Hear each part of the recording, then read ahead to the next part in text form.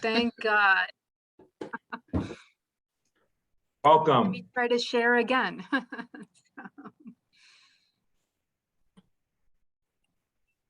Okay, I'm going to mute. Okay.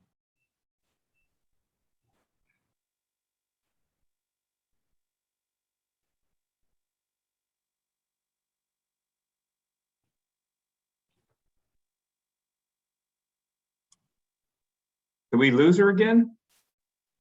I'm here. Okay, go ahead. I already went through my introduction and bio, so you could start whenever you're Great. ready. Sorry about that.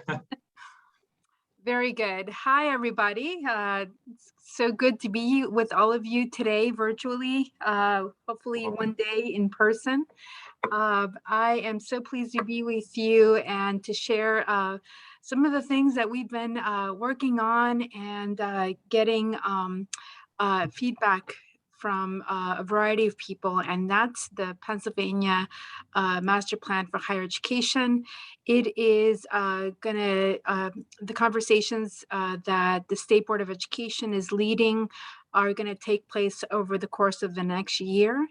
And hopefully in July of next year, we will come out with a brand new updated plan that all of us can contribute to and be a part of as Pennsylvania makes a concerted effort to increase post-secondary attainment across the Commonwealth.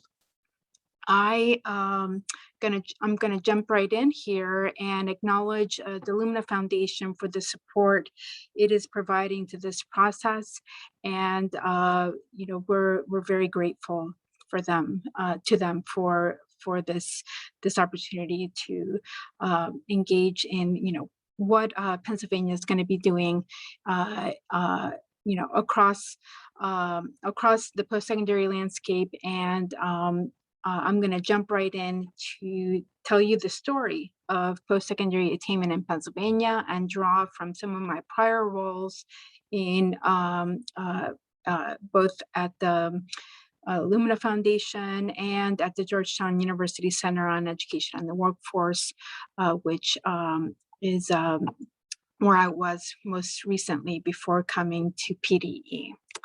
So attainment is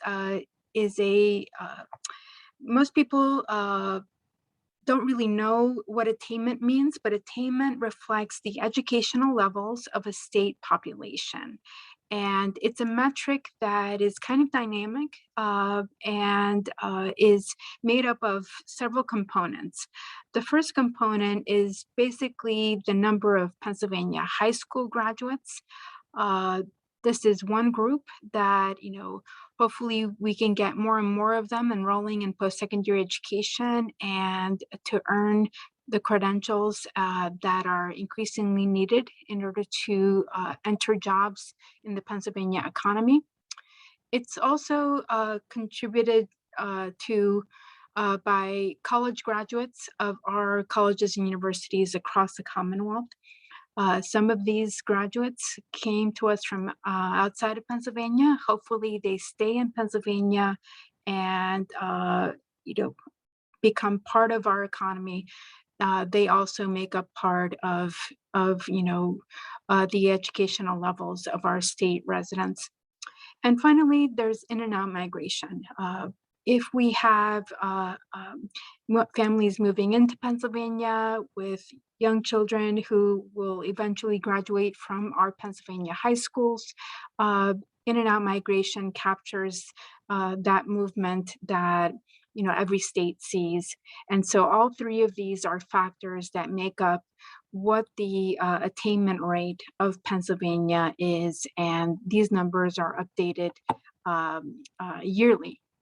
And so just to remind everybody, in 2018, the State Board of Education approved Pennsylvania's post-secondary attainment goal, recognizing that more and more individuals need a post-secondary credential in order to get a good job and sustain themselves and their families.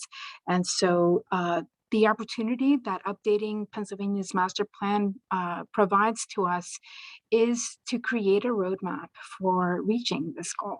And so I'm very, very excited to be on the other side of the development of the master plan. I have helped other states develop their master plans, and it's really an honor to be on inside a state that is really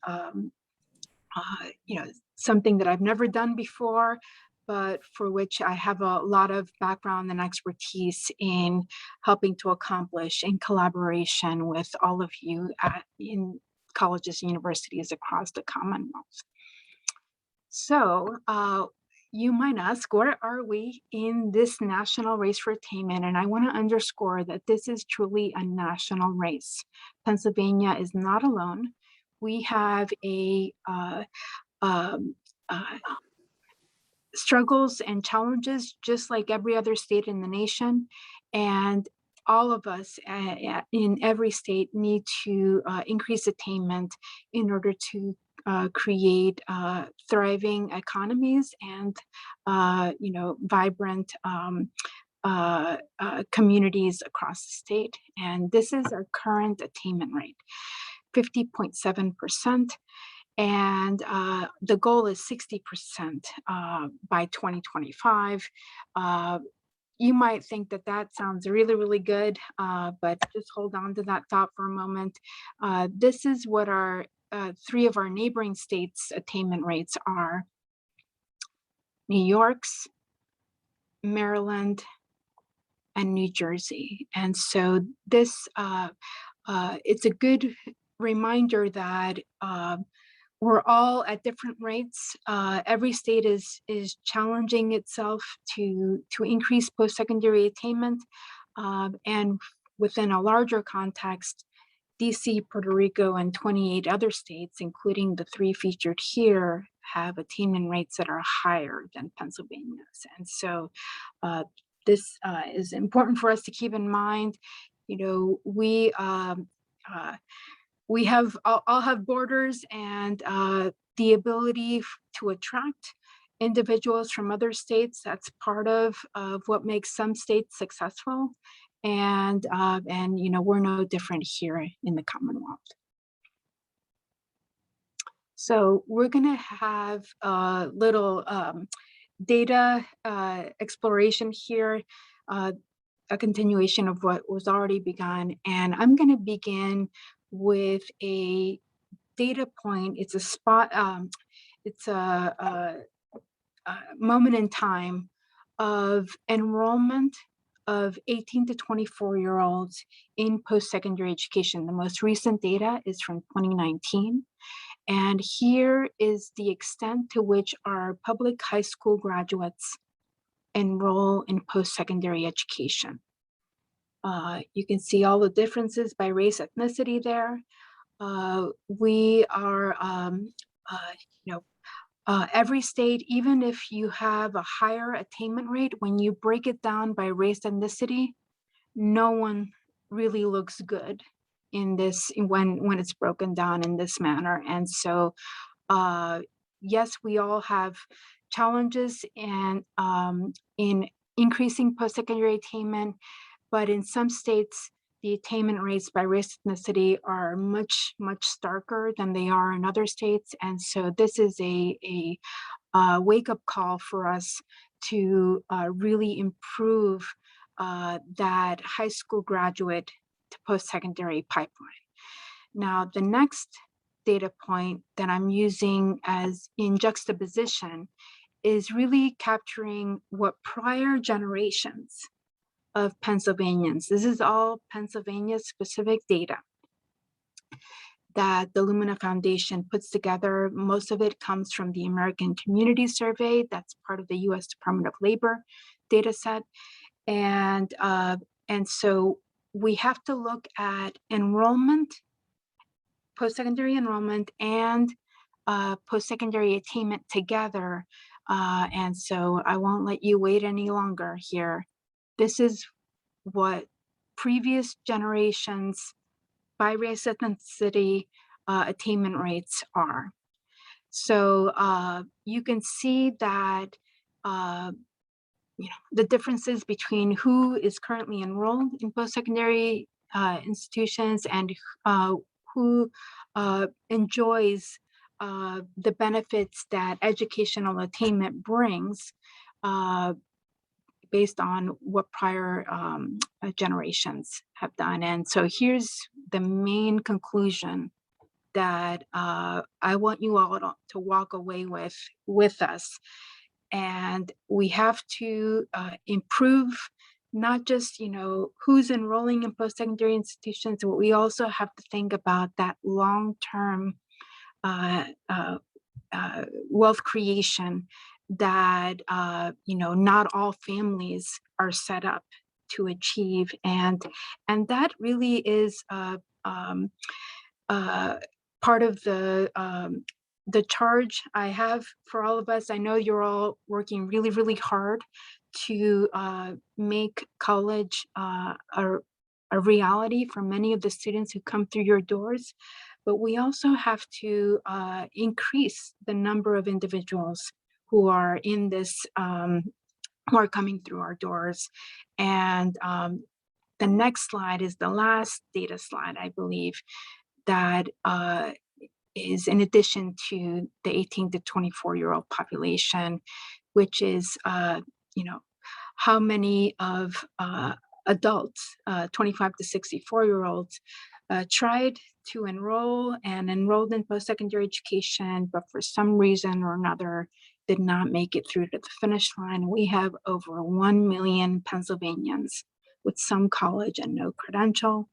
And here's how many are with the most recent data available, are currently enrolled in post-secondary. And so I use both of these data points from the last slide and this slide to underscore the needs and the impact of not having a post-secondary education has on our ability to really improve the lives of all Pennsylvanians.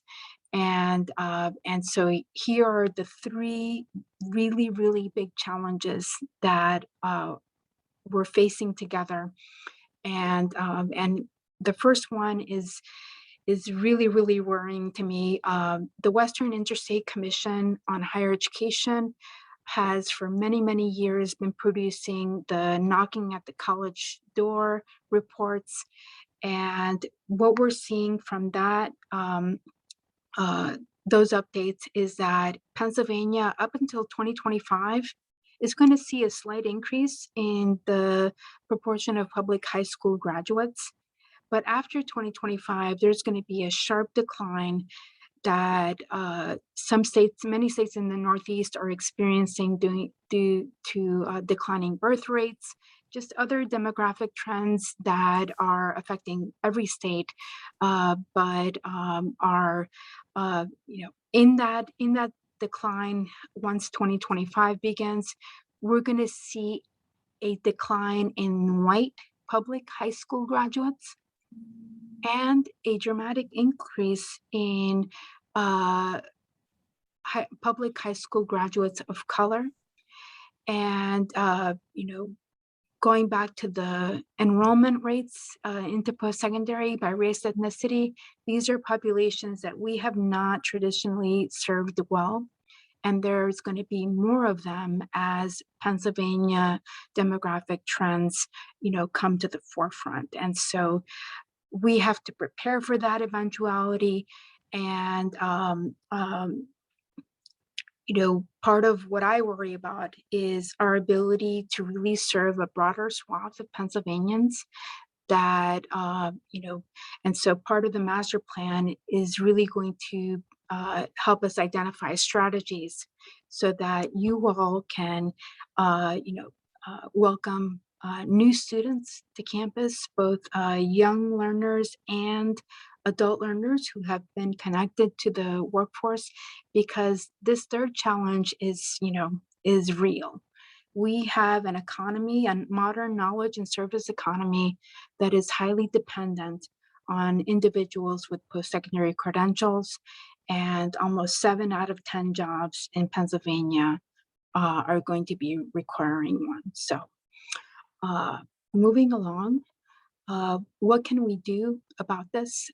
We have you know, a lot to do in terms of welcoming those adult learners with some college and no credential back to campus. We have to increase the number of public high school graduates who enroll in post-secondary education in the Commonwealth. And how can we create our post-secondary institutional system to really meet the demands of the 21st century economy, and fulfill that promise of becoming talent development engines. Because what we know about occupational and industry changes, whether it's automation, whether it's all of the technological advances, we know that many industry leaders cannot keep up with the pace of this occupational and industry change.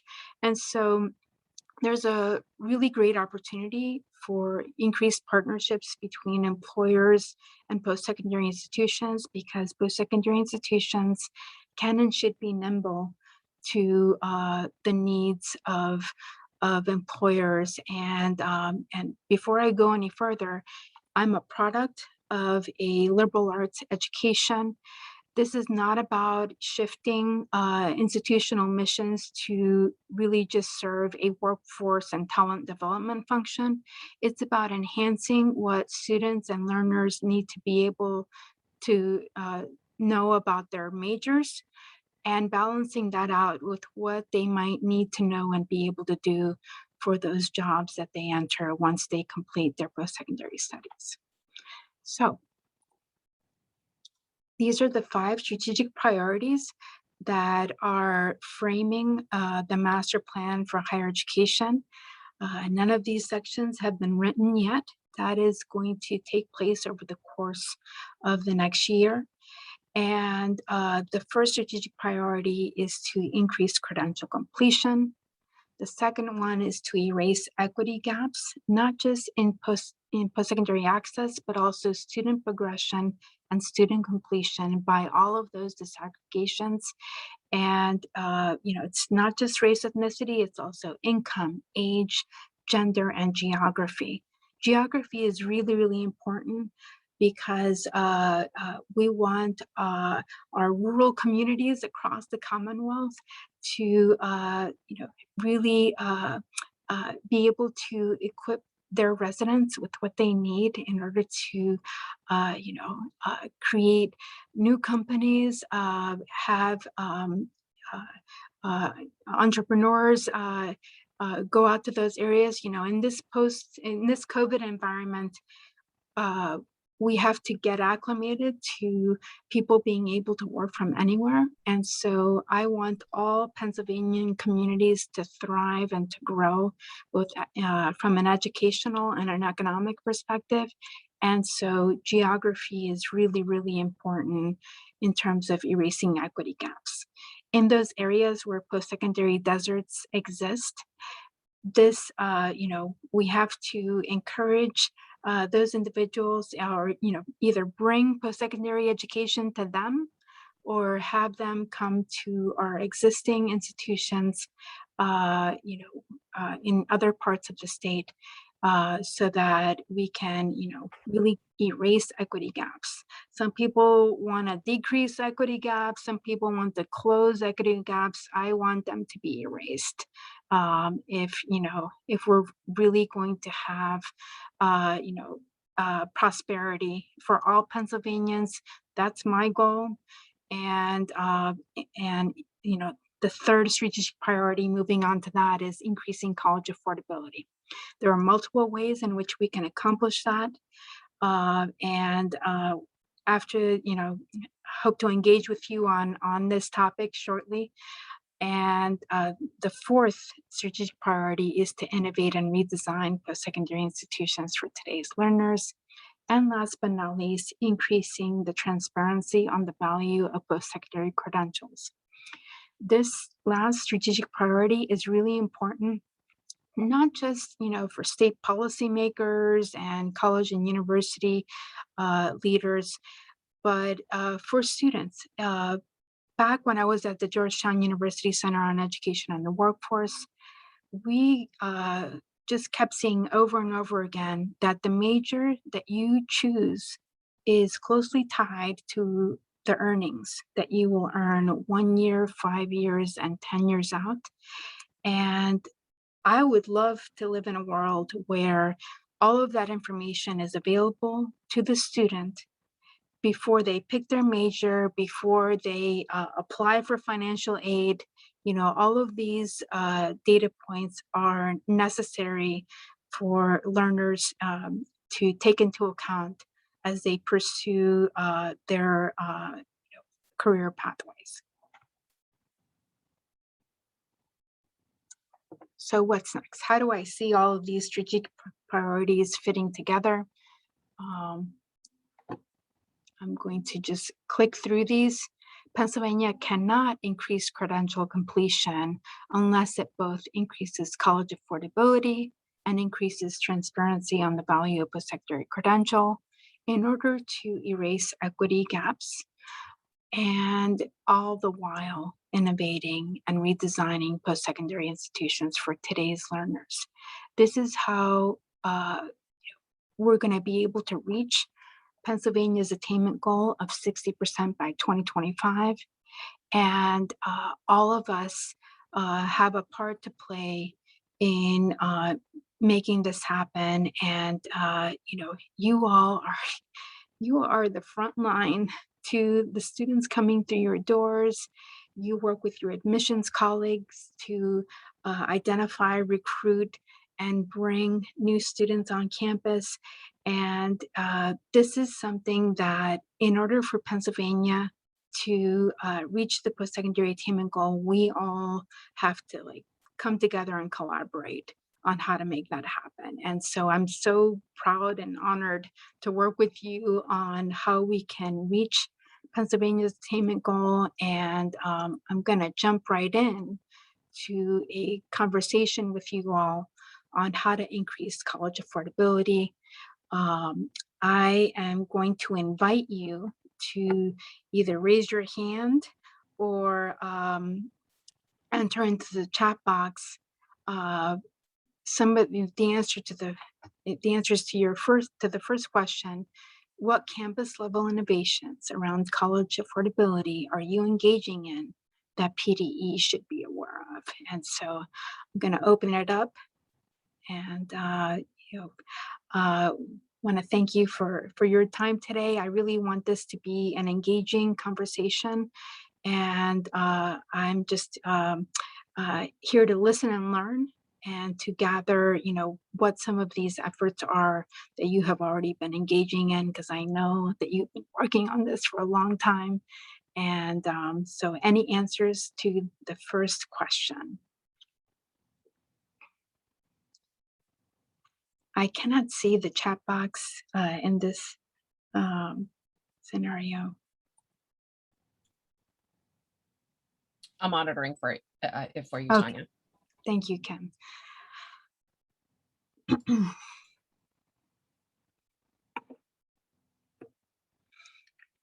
So until we hear from someone, I'm going to highlight one of the things that I already know, since the Jessica Flowgates from Pitt. I like the confetti in the background there. The Pell Match is something that Pitt has engaged in order to make college more affordable for University of Pittsburgh students. Any other examples out there?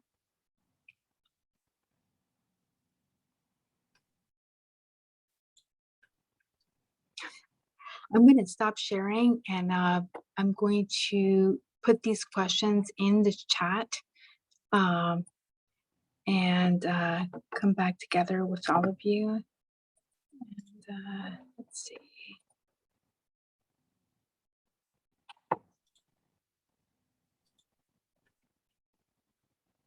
Is it too early to engage in conversation here? Let's see. And if you don't have answers now,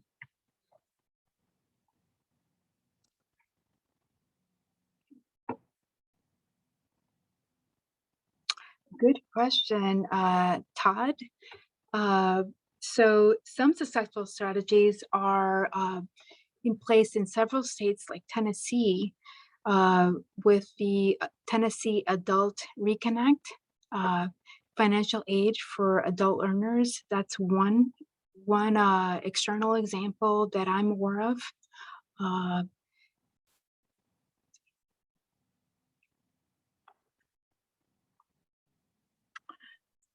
Robin Hall is asking whether Jessica can expand on the Pell Match program. Would you be willing to share?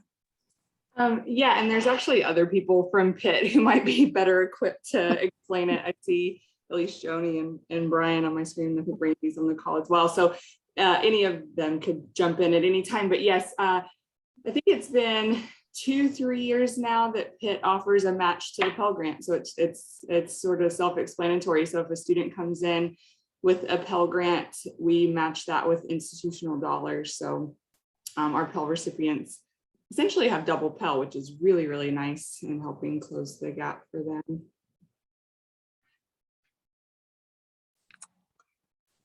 Anybody else from Pitt want to chime in? Yes, Miss Kristen Gray. I'm not from Pitt though, so I'll wait. No. I was just thinking I'm relatively new to Penn State. I'm not new to financial aid, but I do know that one unique program, and I'm assuming it's unique, but again, I don't know, that we have, it's called Complete Penn State, and it's basically a fund loan available to students who have maxed out on financial aid and are approaching their last, semester or two. So some of the people that we might see, as attrition as a result of not having any more money, the Penn State has put out a university loan to help those students, and also a variety of different free fund sources. But we try to identify them early in the process. Usually I end up identifying them with our bursars, them not being able to pay their balance, but try to make it, a very respectful process for them to enroll into Complete Penn State. What is the name of that again? Complete Penn State. Thank you so much. You're welcome. Anyone else?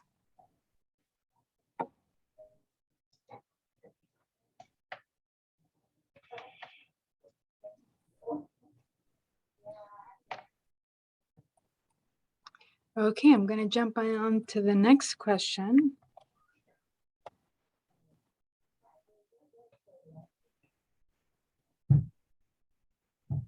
How is your campus trying to make college more affordable for adult learners specifically?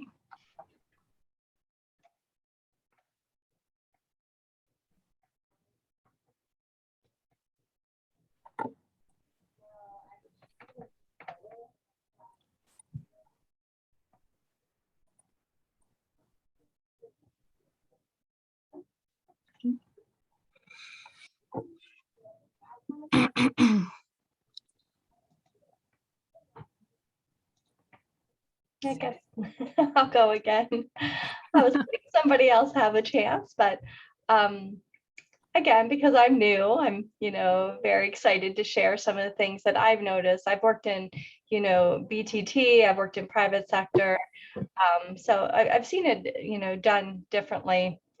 But for adult learners, for Penn State, I know personally we offer, we have like a returning student scholarship application. And basically we use that application to kind of like, I hold on to it the whole year because it allows me to see who those unique kind of students are. Are you a single parent? Like we're asking all these kind of attribute questions that then I use that information to funnel. And many of those questions are, around like a transfer student, an adult student with children. So there's different fund sources, And specifically, that usually targets our adult learners, for the most part, to help them with some scholarships. Great. How about uh, any examples of financial aid for probably the most recognizable adult learners on campus, which is our former military or veteran connected populations? Any examples come to mind? Those are definitely people who come to campus with probably a lot of skills and competencies, and many of them hopefully take advantage of GI Bill benefits, but are there any additional supports that you all provide to them on your campuses?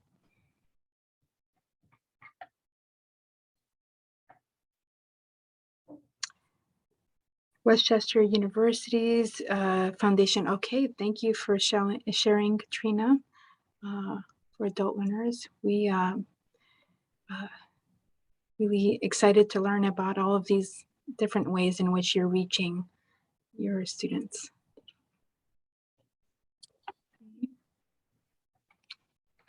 Okay. Okay, hearing nothing else, I'm going to put the third question up. This one's really hard to accomplish, but I know some of you out there are coordinating really well with other offices on campus. How can please share with us your examples of how you're breaking down silos within your own institutions to really serve students from the moment they come to your campus.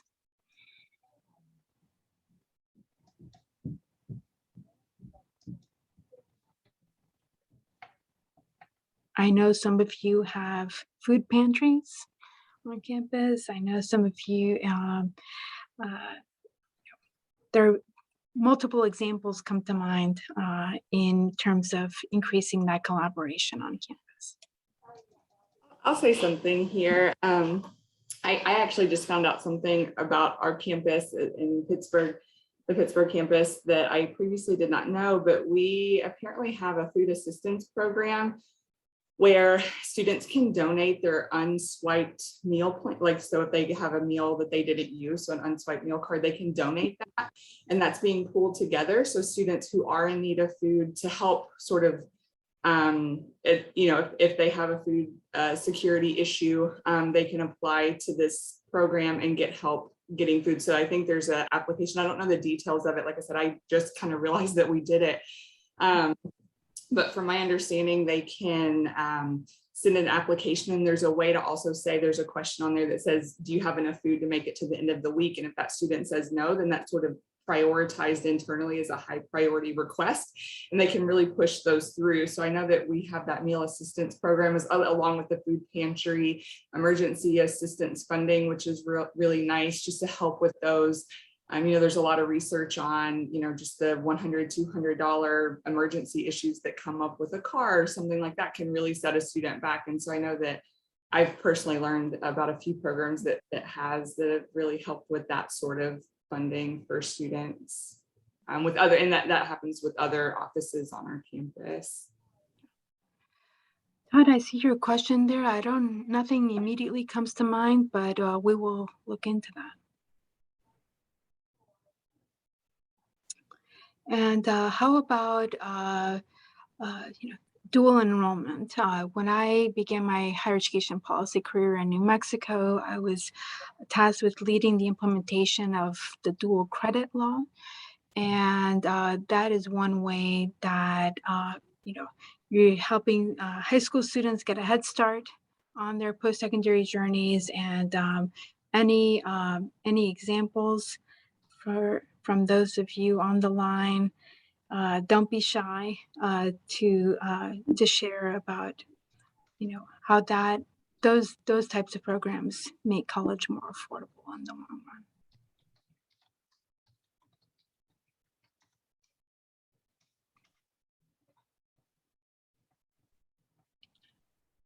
Thank you, Kristen.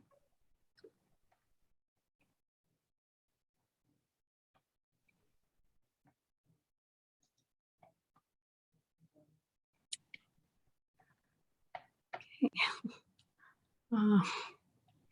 All right. You all know how to reach me.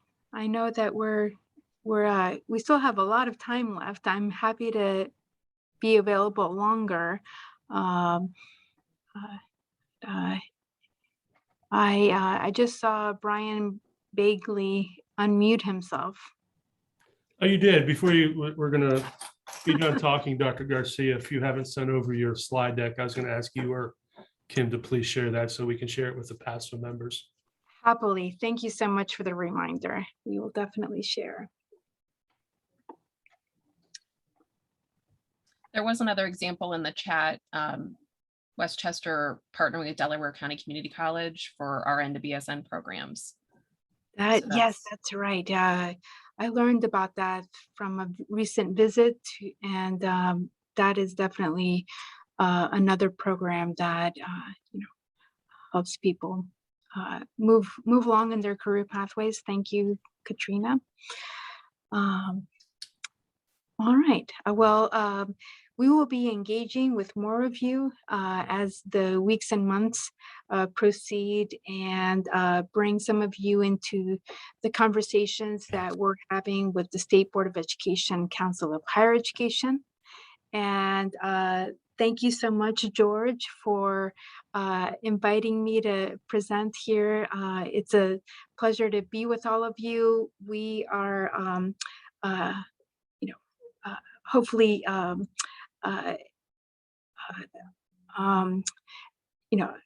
going to be able to continue our partnership and continue to learn from all of the things that you all are doing.